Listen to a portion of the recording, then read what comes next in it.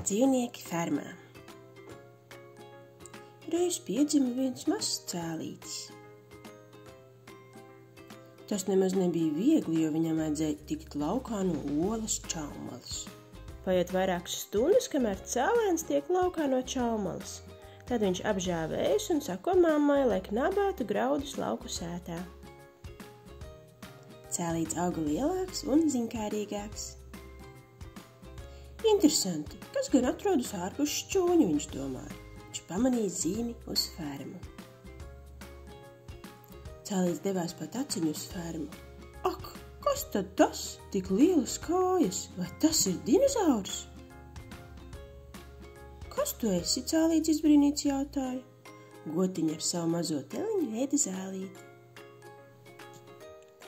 Govs mazuli sauc par teļu.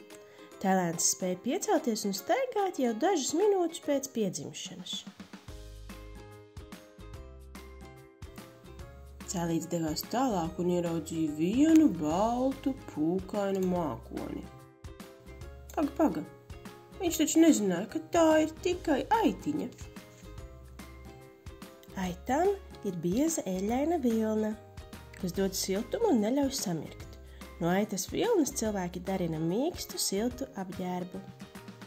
Jēri ir aitas mazuli. Viņi sasaucas ar mammu blējot. Aitas un jēriņi pazīst cits cita balsi.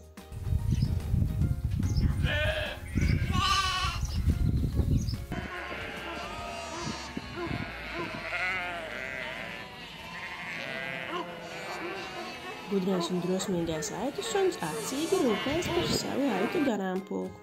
Viņš tās sargā un pieskata dienu un nakti. Tālāk taciņa veda garām 2 saldi snaudošiem rukšiem. Sveiki, cēlīts, teica priecīgā balstiņā. Sirentiņi ir cūku mazuļi, tie piedzimst ļoti mazi, rotaļājoties un ēdot, viņi ātri izaug. Cēlīts devās tālāk pa taciņu. Vai kāda dīvaina vista, cēlīts bija izbrīnīts. Bet tā taču ir pūce. Zemniekiem patīk, ja šķūnī dzīvo pūce. Tā aizbiedē peles no graudiem, ar ko baro govis un zirgus. Ar zirgiem var jāt, tos var iejūgt arklā vai ratos. Viņi ir iemīļoti lauku sētas dzīvnieki. Zirga mazuli sauc par kumeļu. Tikko piedzimuši kumeliņi nepārāk veikli turas uz kājām, bet drīz vien ir gatavi rikšot un auļot līdzās mammai. Kur tad tu tik tālu esi aizklīdis? Lapsa domīgi raudzījās uz mazo cēlīti, kamēr tas tipināja garām. Draudziņ, tev laiks ir doties mājās.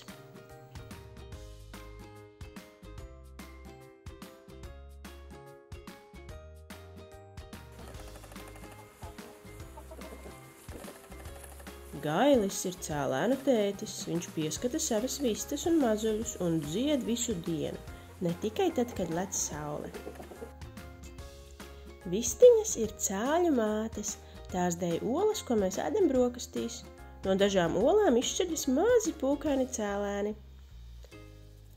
Un lūk, šeit arī mūsu mazā cēlīša piedzīvojums ir beidzies, un viņš ir atkal saticis savu mammīti.